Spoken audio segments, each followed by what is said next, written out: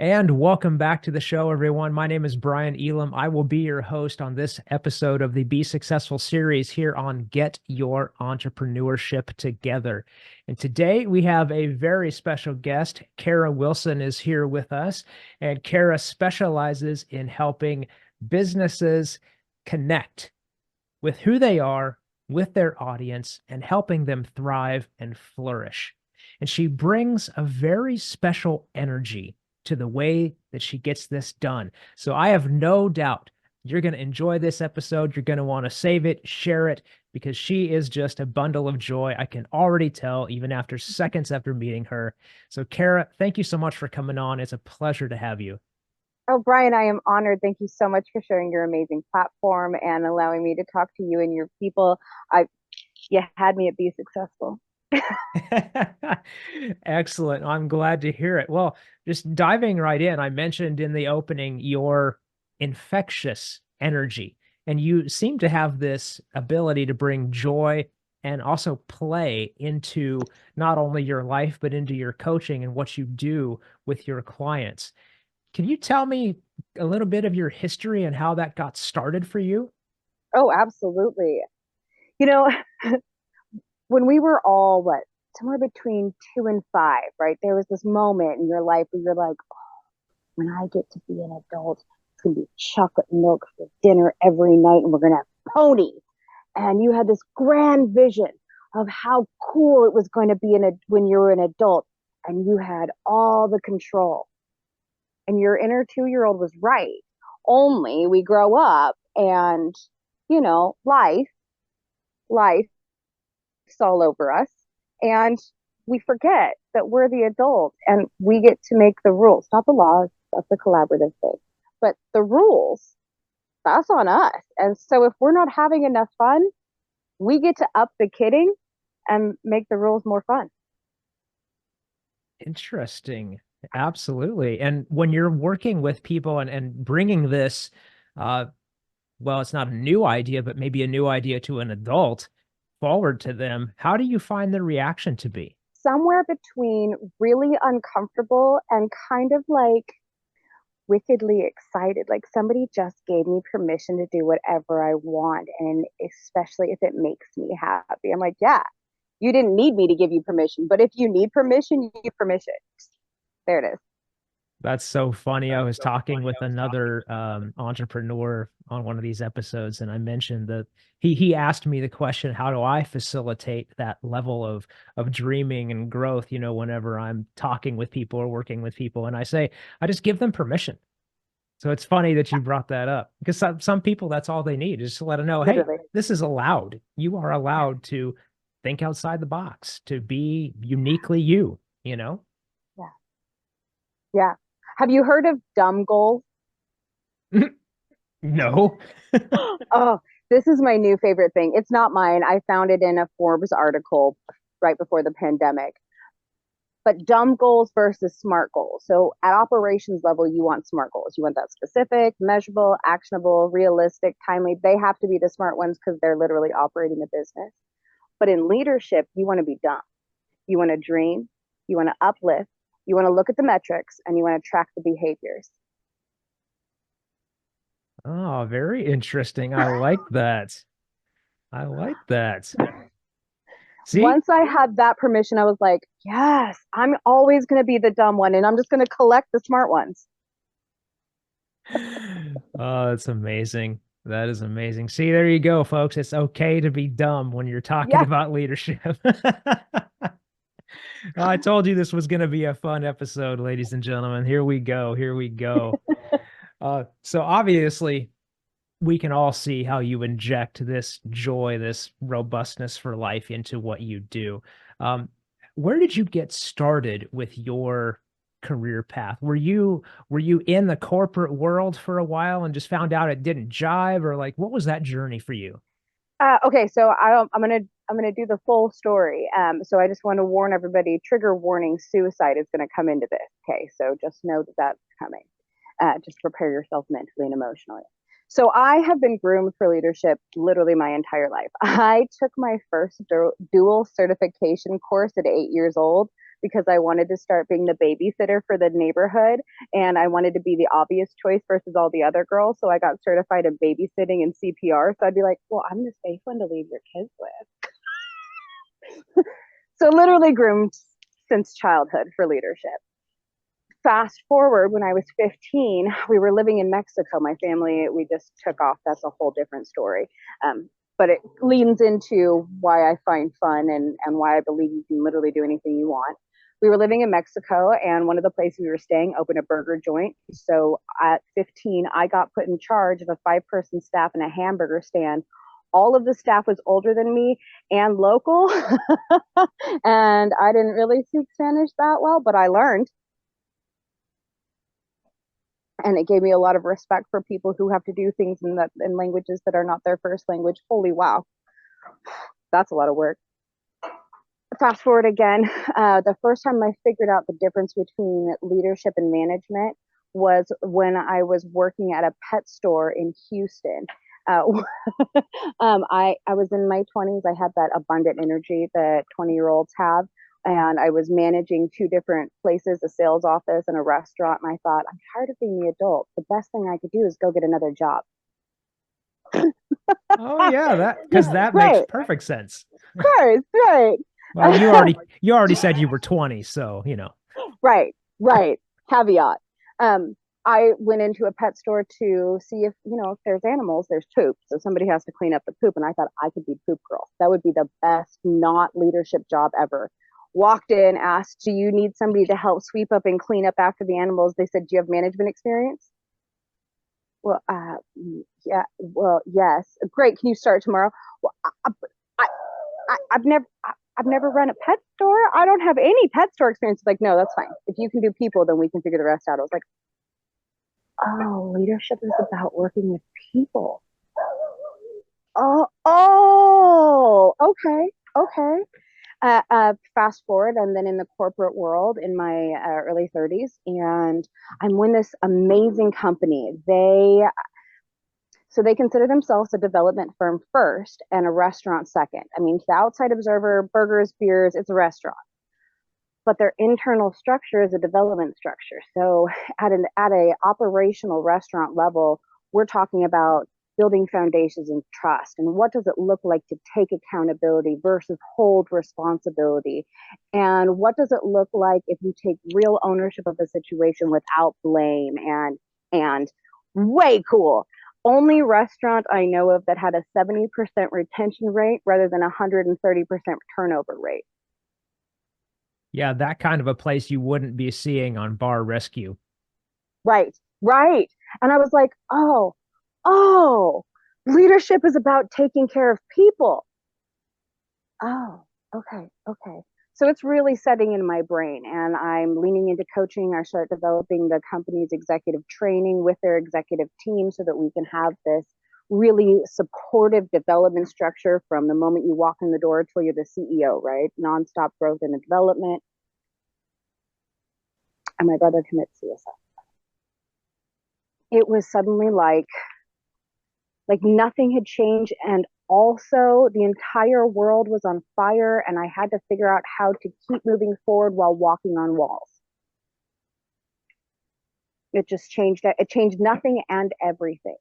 But because I was in this amazing company, this unheard of situation happened. The CEO called me up and said, I heard what happened. I have 2 stores up by where your parents are. Do you want to move home and be with family? I'll make a position for you. Wow. And of course, like what we're all groomed to do, I said, no, I'm fine. Oh my gosh. Yeah, Fine. Of course, yes. I can do this all by myself. It's fine. And then I had a hard day, and then my mom had a hard day, and I was like, look, dum, you could already be home. So of course I called up and had to eat crow, be like, hey, you were way more right than me. Yes, that would be absolutely amazing. Thank you so much. I appreciate that. And they did. They moved me home. I got to be around family. I got to keep leaning into leadership development. I got to keep seeing what happens when you take care of people. And it goes to my brother's story. So the concept of hustle culture is not new. These we hear all the time, the golden handcuffs, right? Success isn't really all that successful because the more success you get, the more responsibility you get, and the Right. less care. Yeah. And that's literally what took my brother. So our whole family, we're very spicy, but he has been struggling with depression and anxiety most of his life. And as he succeeded and got more and more success, higher positions, more responsibility, more people on his team, the more he was giving of himself without taking care of himself or getting the support to do that. And it flipped the scales to the point where he died. He lost his life to that. And I thought, we don't we know it's literally killing people. Why do we keep doing this? And then we had a pandemic and everyone went, whoa, did you know that if you take care of people, they take care of your business and your communities and your entire everything? And huh. And so I'm helping people learn into this new normal and figure out how to people better so that they have more life in their life and more business in their business. Well, that is a beautiful story. Thank you so much for sharing that. Absolutely. I Thank you. have no idea how long ago, but my condolences on your brother. I can't even imagine what that was like for you and your family. But thank God you had a boss that was looking out for you so insanely well to do that for you. That's amazing. Yeah. What a lesson to pay forward. Yeah. Incredible. And you mentioned something about, this whole hustle culture thing. And when you gave me your material, I was looking through and I asked the question, I always ask the question on my intakes, what hill are you willing to die on? And you said that hustle culture kills people. As soon as I read that, I was like, I already love you. I have not met you, but I already love you because I 100% agree. This whole hustle culture that has been foisted on us, especially since the advent of social media and these Instagram entrepreneurship accounts, drives me up the wall with what it's doing to people and putting in their brains. So I am so glad that you hold that belief. Yeah. Oh, power to us. We're going to change the world simply by helping people. Huh. Yes, absolutely. And thinking about helping people, you have coaching in your services, and you also have leadership development in your services, right? So, what is the difference between coaching and leadership as far as what you do? Very little. The difference between a leadership development that tends to be more in the training realm, like here's a bunch of information and then we're going to practice these habits. Coaching leans more into the assumption that you're already the genius, that you're the only you who has done what you do as long as you have been around to do it. So if you really, really, really want some expert advice, you're going to have to figure out how to check in with yourself. And that's not a skill we've been gifted with globally. That is we are not groomed to take care of ourselves, to listen to ourselves, to respect our own thoughts and opinions and feelings. It's usually the other way around, that we're our own worst critic and we're our own worst roadblock. So bringing on a coach lets you be the expert, even if it's just for an hour a week or a 15-minute session. The amount that you can accomplish when there are two people who believe you're a genius looking at you for answers, powerful. That's why coaching is powerful. Absolutely agree. And you're right. We are not groomed to take a pause and look at ourselves and try to figure out what's going on in our heads, in our bodies, all of it. And speaking of bodies, you made this reference to our bodies as a meat suit in some of your in some of your verbiage, and I just died. I died laughing, and I'm like, okay, now I've got to know. Do you incorporate some kind of spiritual aspects into what you do? Oh yes. Well, so I call it woo woo, right? Yeah, I I didn't do. want to say woo woo because somebody, I don't, it's kind of I out know there, and it some does. It people, triggers people. yeah. You're not wrong. I do. I know that the term woo woo was originally created as a derogatory term for corporations to put down spirituality and humanity and emotional intelligence and all those soft skills. Coined in the early 80s. Okay. Hashtag hustle culture kills people. Sorry, soapbox. The thing about woo woo is I'm taking the term back. So yes, it's spiritual. It's not necessarily religious, but it is the messy middle humanity part that none of us get to escape. So I like to bring that into the science conversations to kind of show the balance. Meat suit and hormone soup, mush management, that all came from my first dreams plans in the world was I got licensed as a massage therapist and looking at people. Yes, team Yeah, body. that was my career for the past 10 years. Yes. And so, so I'm preaching to the choir, but I'm going to tell this for everybody else. When you dive into that space, when you start learning about the ligaments and the muscles and the bones and seeing people in that way, while also learning about like meridians and how something in your toe can impact something in your forehead, and start seeing those pathways and those connections within a human body, you start to see them sort of in the world in general, and it helps create like a baseline of humanity. There's so much hierarchy and expectation in our world when you can dumb it down to literally we are meat suits full of hormone soup and controlled by this messy mush management and made of stardust, which makes us all exactly the same and completely different and perfect. Yes, 100%. So I'm so happy that you went down there, and we now know that you're a fellow therapist, or at least you were, just like me. So that's awesome. Um, so talking about getting into this whole mush management area here, you also mentioned you've got like a 3-lane highway system to start tapping into this and like really getting people on the path to being better. You know, one of the things that my one of my former guests says is better me, better everyone. And so Yeah. it all starts internally. And so talk to us a little bit about this 3-lane highway system and how you start, like, what's that all about? How do you start tapping into it? Just give us the deets. Oh yeah, I'm gonna give it all because knowledge is power. It's not transformation. That's why you gotta hook up with somebody to work on it. But I love let's empower everybody. Okay, so I'm gonna make I'm gonna make 3 rapid connections, and if I do this right, it'll be really like oh duh, obvious. Like none of this is gonna feel like new information, just presented in a way that makes you go oh. So that's my goal. Okay. Got it. All right. So brain, we're gonna start the meat suit level, right? So really simple brain science. If you're a brain specialist, don't come at me. Like we're talking kindergarten level, okay? So there are 3 basic parts to our brain that allow us to hallucinate this existence that we see, right? There's your brainstem. That's where everything comes in. It's sort of like an internal toddler. It either knows what it's doing or it does not know what it's doing. If it knows what it's doing, it wanders on off and does its thing, like any toddler I've ever met. And if it doesn't, kind of throws a little tantrum and passes the buck up to a more adulty adult, right? That goes up to your amygdala.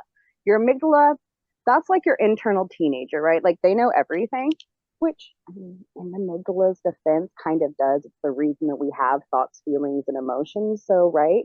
But also like teenagers, it's either right or making very wrong correlations that aren't really there. And this is why somebody will say something like in a meeting or in a family situation, and you're suddenly screaming at Uncle Tom, and then you take a big breath and you're like, whoa, I'm so sorry. That was a problem with a conversation from like 6 months ago that has nothing to do with you right now. But my amygdala just hijacked this whole thing, and I apologize for that when our reactions are so big. So we have that internal teenager. Again, they either know what they're doing and send things off the pathways, whether they are the right pathways or not, or they don't know. And then they tantrum and pass the buck up. And that's where it goes to our frontal cortex, like the most adulty adult of your system. And that adult makes the decisions, right? It like hands the toddler a juice box. It turns the YouTube video on and hands the phone to the teenager, and it's like, I got this guy. I'll make the decision. So if you can see how your brain system is not unlike how we build as a human being, like our growth pattern, right? So we can add one more pattern into it. It's exactly the same that we structure business. So your brainstem, that's your operators. They either know what they're doing or they don't, and they need support, which goes up to your management system, which has access to all of the information, isn't necessarily perfect at providing it at the right time. That's a growing skill, right? That's where we need our tools for. But that would be management. And the executive would be that top level that most adults, your frontal cortex that has to make the decisions that support the entire process to deliver the experience that we experience. And if you can follow that, the 3-lane highway, then you can see that in fact you have skills, tools, and mindsets that have already allowed you to succeed in leadership your entire life. You've been leading yourself, whether you've been leading anyone else. And since you know you have an internal team and an internal leadership structure already in you, is literally built for leadership. And then it's not a matter of learning how to do a new thing. It's learning how to, it's the same rodeo. You just got to figure out how to ride this bull. Oh, very interesting. I like how you laid that out, and internal leadership. Because I was wondering what you meant by we all have that ability in us. And so I'm glad that you went down and explained that. So when you're, now that we understand the concept and that we all have this leadership within us that's hardwired, how do you start connecting and bringing that out in someone? So let's say, you've got, we'll just use the pet store example from the past, right? So say you've got somebody that's running a pet store, they're managing it, and their team's just not cohesive. And they understand that it's, as a manager, it's their responsibility, it's their duty to bring these people together. So how would you start approaching this person to level them up as a leader and start tapping into that 3-lane highway? As first, awareness. I know that seems really, really simple, but I take this 3-lane awareness and I build it into the Cara method. So not only is Cara my name, and then it's taking Cara business for the business name, but it's also my framework. So we clarify, assess, realign, and achieve.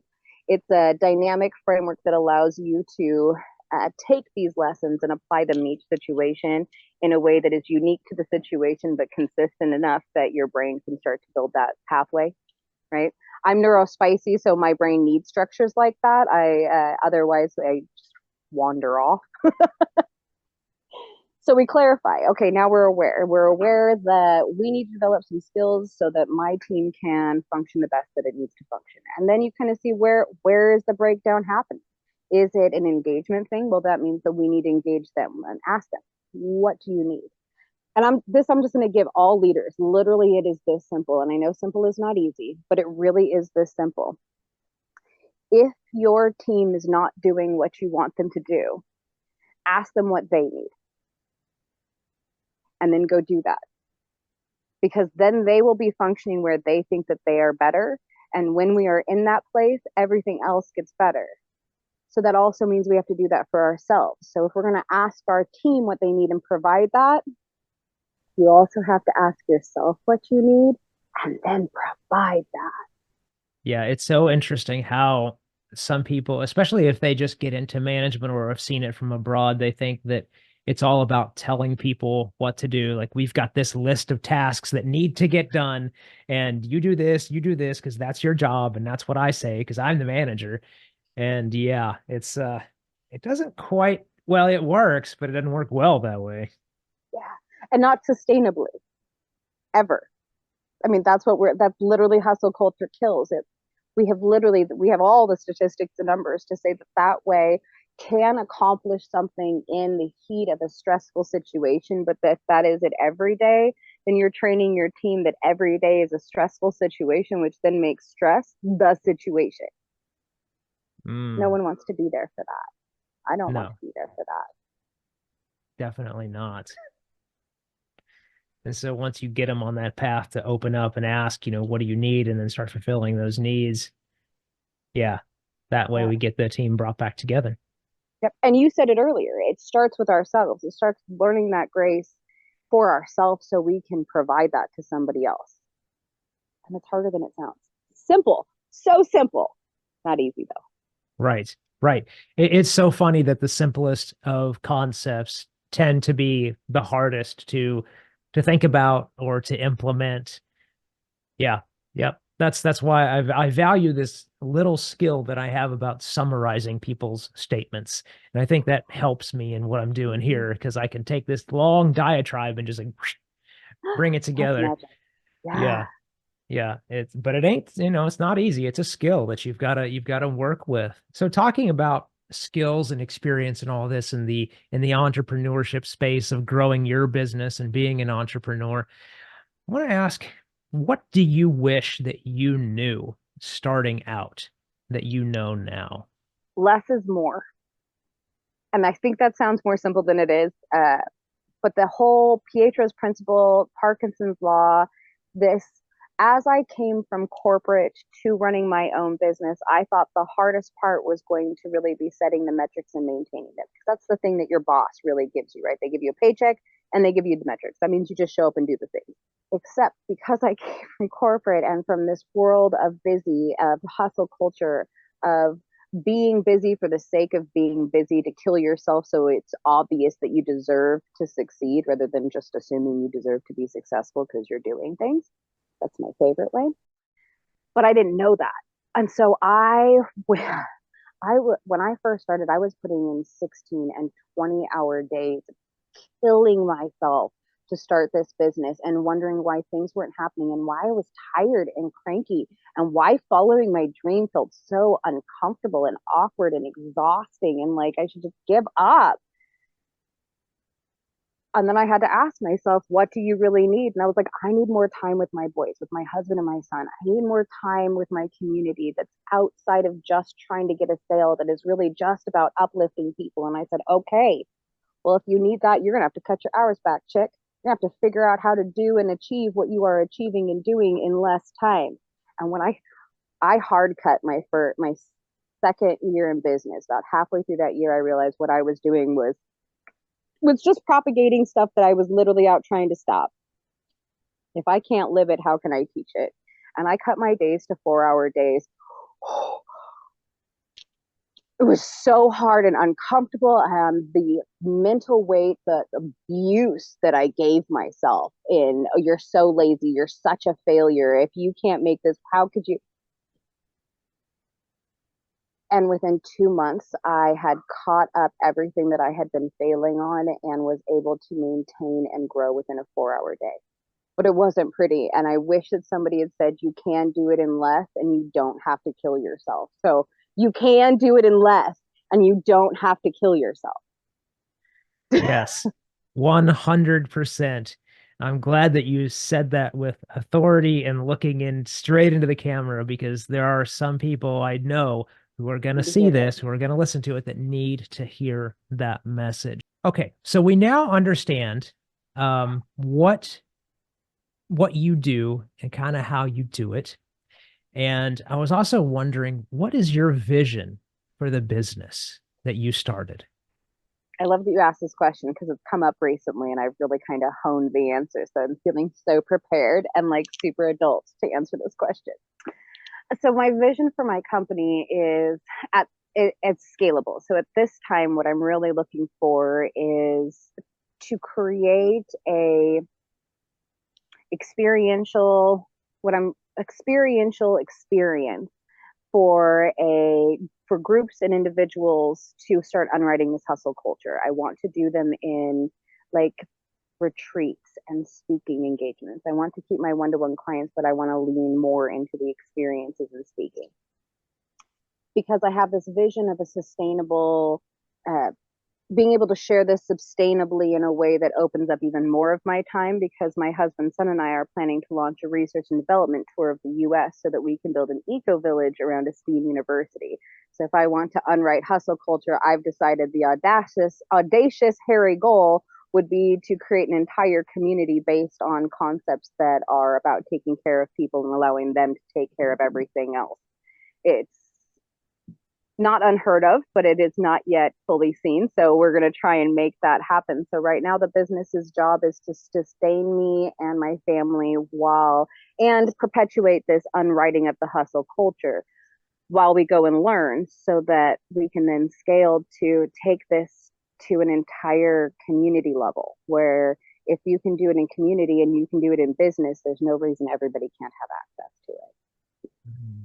Very interesting. I've never heard I've obviously heard the retreats and the speaking events and things like that. A lot of entrepreneurs have that vision for the next phase of their business, but I've never heard of creating your own community or village around this concept. That is so that is so interesting. Um, I don't even really know where to begin with that because there's so much, but is there going to be like an overarching theme or set of values to this community, or like describe it a little bit more if you would? Yeah. Okay. So if you really want a great example of it, read the book Pattern Language. So, how this whole thing started about a decade ago. Uh, my husband and I decided we wanted our own little homestead. We knew that we wanted, I knew I wanted a child. I knew I wanted that child to be able to run around barefoot because I got the ability to do that and I wanted to make sure if he or she did. He will have that option. And so we thought, okay, we'll build our own little homestead, right? We can, that'll make sense. And then I started researching and dived down that rabbit hole. I love that. I am 100% an Alice. There is not a rabbit hole I don't want to leap down. I love them. So I leaped down that rabbit hole. I consumed this book, The Pattern Language. It is a 3,000-year composite study of human development, and it creates an overarching language for how to build. And I'm talking everything from the macro of you want to build your cities on hills and your agriculture in valleys to the micro of you want two windows in every wall because psychologically it's better for our brains and allows our pituitary gland to function better. What did you It's say a the name of this book was again? a pattern language. You're welcome, and I'm so sorry. Okay, It's so this, amazing. how in the world is it possible that this is 3,000 years of human development wrapped into this book? How It does is, that happen? yeah. It took, so there, it was, oh, now I've forgotten the original gentleman's name. One gentleman collected a research group of five other professionals, and they cite the studies and the partner studies to it. It's really a fantastic research book. It and they said you can't really explain humans in like a cookie cutter. This is exactly how it works. Let me just draw you a thing. Humans are super simple and definitely complex. So it's more Exactly. so it's more of a pattern of language around building and construction. And depending on what you are creating, the different patterns of all of these different stages will fit into it. So you can use it for building sustainability and a community in your business. You can use it for in your life. You can use it for living in a trailer to travel the US. You can use it if you are building communities. It is all about creating, I would describe it as creating really healthy boundaries. And leaning into boundaries is not necessarily a bad thing, even when talking about culture. So often we want to try and remove barriers so that that's more accessible. But a barrier isn't necessarily a gateway, and changing that language changes a lot. And so if you create barriers, that means that you are giving space to whatever that is, whether it is high rises and agriculture, or if it is different communities, whether it is, a German community next to a Latin community, next to a Irish community, next, giving them the boundaries where they get to be entirely them within that space, but that space gets to be within the whole, and then expounding upon that from the individual level all the way up to communities of 7,000. Hmm. Interesting. So it's almost like within a community, like you were saying, you could have like a Latin influence section, like a Cuban or Afro-Cuban section, and it would be like kind of drawing chalk lines on the street, Yeah, like welcome to Little Tijuana, yeah, but you can walk over that line anytime you want and go check it out. Yeah. And even in that, they say that's those lines where you would build those chalk lines. That's where you actually want to build all of your city part or your community parts. That's where you want to have your Mm, community centers. That's where you want to have your playgrounds. That's where you want to have your dance halls and your restaurants, because that's where the fusion starts to happen, is in those spaces. But that still leaves plenty of space behind those community areas where the community gets to just be the community. And you can think of this on personal leadership level, how important it is for you to have your own personal space as a leader so that you can have a breakdown, get excited, do all of the you things that you need to do so that you can go out and do the things for everyone. mm. And then there we are, right back to taking care of yourself. Always starts there. Yes, yes, it does. That is amazing. So we now understand the vision for the business, but what is your vision? Like, what is Cara getting out of this life? What does Cara want?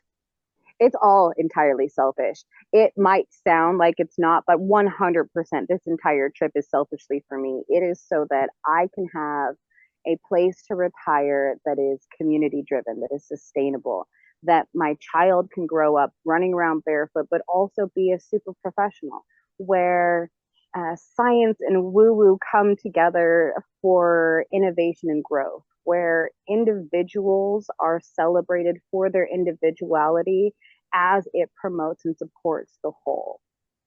And I want to live in that world. And I want to be able to create a barrier around that world that anybody can come in, provided you want to play nice. And if you don't, this is not the place for you. Right, right. I want that. So I'm going to make it. And hey, there's nothing wrong with that because we are literally in the land of opportunity. And if you can dream it and you have that drive, then you can make it happen. 100%. And you mentioned the word science, which triggered another memory for me, a question that I wanted to ask you. So in your content, you also talk about epigenetics, and you also have this kind of philosophy or way of thinking as like what people think they have accomplished versus what they haven't, or what people think they are versus what they're not. Can you kind of tie in that concept into the epigenetics and how that functions within your what you do? Yes. Epigenetics. I got so excited when I first discovered epigenetics. Yet another rabbit hole I leaped 2 feet into hard. I'm not a geneticist. I am entirely Google U trained. However, I do partner with geneticists so that I know that the content I am sharing is accurate and correct. That's actually part of how I had been doing epigenetics as leadership training. And that's how I got connected with geneticists. I was like, do you know about epigenetics? They're like, yeah, we do. Do you? And I turns out, yes, yes, I do. So really at the very simple, like meat suit level, right? We know about genetics. We know that mom and dad came together and they mixed their hormone soup and that created us. That's why I have curly hair and I have the shape of face and the color of skin and size of body, all of those things, right? We know about this natural trait. No, at a very, very simple level. So epigenetics goes in to say that so your DNA is the way your DNA is, but there are so much to your DNA that is not necessarily active, right? You have latent genes versus active genes versus and so on and so forth. So epigenetics are like little tags on the gene that allow your body to read different sections better or worse than others, right? So some things come through real clear versus some things come through kind of fuzzy. Uh, your genes are what your body reads to create the proteins that make your meat suit, right on a simple level. So epigenetics is literally the study, a scientific study that can track in real time that it's not what you come with, but what you do with that really matters. And attitudes are contagious, which is things that we have said in leadership for ages, but now we have science that backs it up. So the things that you choose, and a lot of the studies really had came to fruition in the pandemic. So we sent all of these people home, and there were wholly bunches of new levels of stress that people were going through. So while one part of the world is spiking into places of unknown uncertainty. Other places are settling way down into consistent routines and habits that are just falling into, right? So there's spikes and valleys that are happening. And as we tracked, as people went home and decided to make sourdough and learn how to knit and start becoming content creators on social media, those choices to find the happy, to look for the win, can actually be tracked at the genetic level in their bodies as well as those around them. And same in the reverse, those who went home and struggled and found the stress and the weight of this to be so much, you could track those changes in real time at the little tag levels as well as those around them. So what we learned is that you matter so much, that simply choosing to be happy, to do something that makes you happy because it makes you happy, has a ripple effect not only in your immediate circle, but globally. For me, it was the most empowering scientific concept. The idea that it didn't matter what you came with, but that you could choose to develop things and choose to become whoever or whatever you really wanted to see in the world, that there was no limits to what you could become, and that you belong and you were worthy and created to be a part of that. And I feel like people don't know that enough. So I like to tell everybody, epigenetics. I thought you were going to lead in and say you are worthy, but surprise. Epigenetics. It'll come up. People will be talking about any number of things, and I'll be like, that's epigenetics. That's epigenetics. It's everywhere.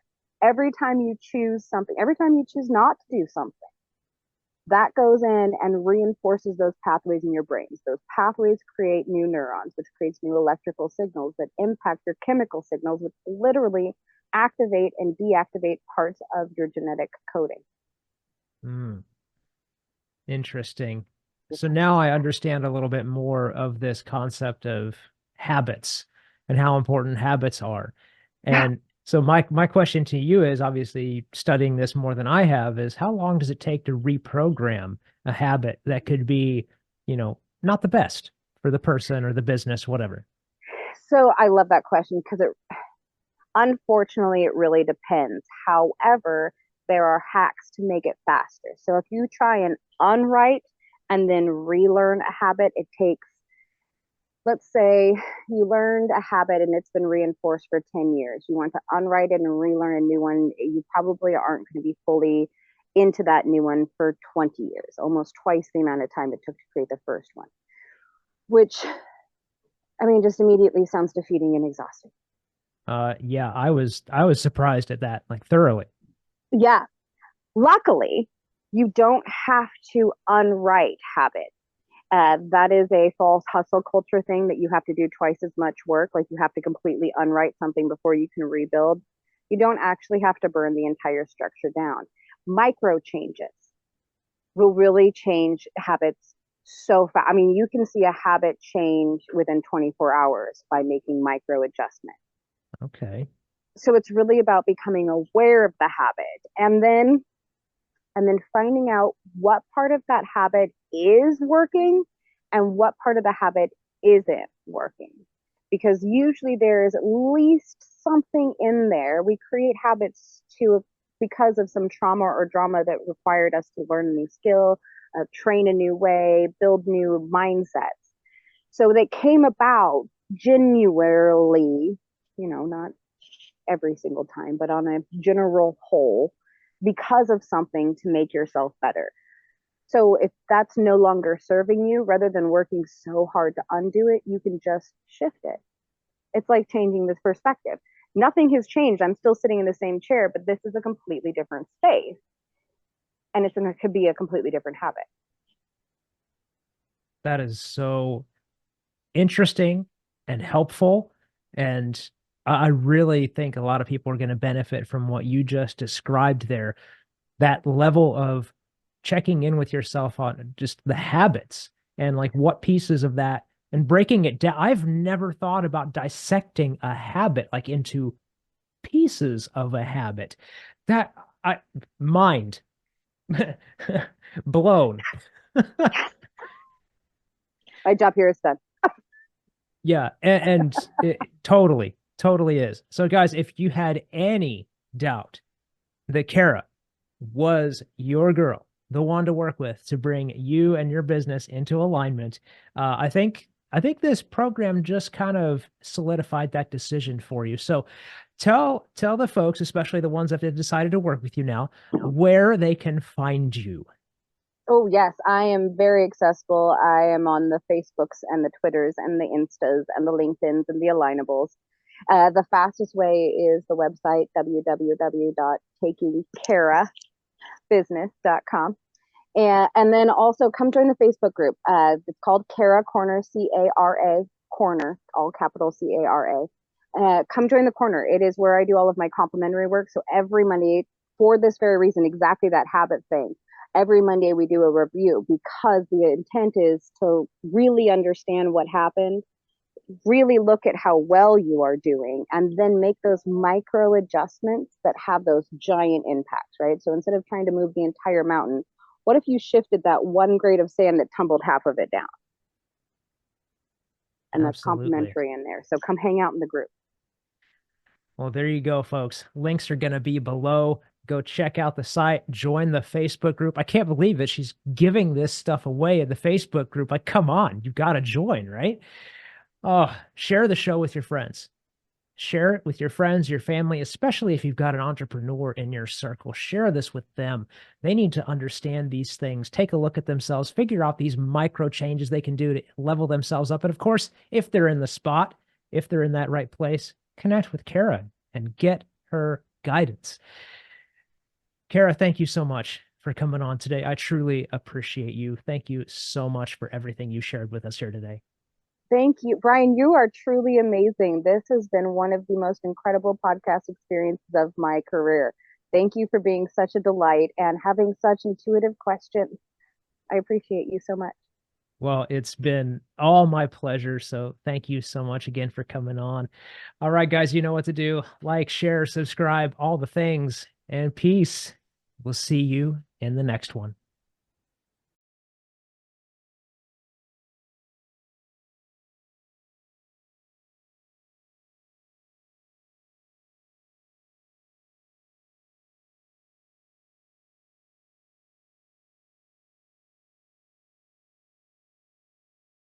Just real quick, Cara, I'm kind of jumping out of the role play here. My landscapers are here and I need to open up the Go, back gate.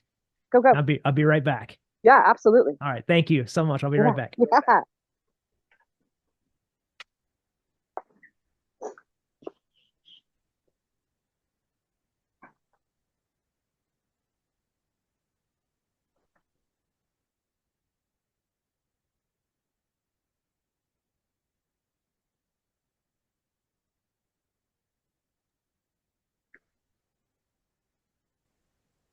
I feel like I ought to just talk during this time. I know it's in a podcast. Nobody can tell that anybody's leaving. Probably this will just get chopped out of the middle, but it seems like an important thing to just fill with talk. So I'll tell a funny story. I was getting my hair done the other day, trying not to work. So of course I came with the work concept because this is what happens when you do less. It just pops up at weird times. And I've decided that fairy, the fae, jinn, demons, whatever, that and emotions parallel in the funnest storyline ever. Okay, so hear me out. Fae and emotions have been tied for a long time. People who are hyper emotional have always been fae touched, right? That's the thing. Now, the fae, if you can name them, you can own their power. With emotion, if you can name them, you can own their power. With the fae, they cannot lie to you. They can mislead you like a, but they can't lie to you. Feeling cannot lie to you, can totally mislead you, amygdala, but they cannot lie to you. If you sprinkle sand and problems in front of a jinn or a fae or a demon, have to stop and count them because processing emotion takes time. And to axe that emotion, you have to go through a fairy ring. Mushrooms are like the product of having a strong mycelium network, which would be a network of support, which allows you to create the little mushrooms of success, which, if you are in control of the fae or your emotions, means that you have more power. I've decided to share a story while you were taking care of things. It'll probably just get cut out, but I thought, why not? It'll be fun. I'll just fill the gap. That's amazing. Thank you so much. I was like, I came back in and I saw you were talking, and I was like, is she on the phone with somebody else right now? Or did my So I'm Zoom just quit? vamping. Am I watching a recording? I don't know what's happening. Oh man. That's so good. Well, thank you for doing that. I really appreciate that. I'll try to work it in somewhere in the editing. Sweet. If not, it's Absolutely. for you to enjoy. There you go. Hey, there we go. Yeah.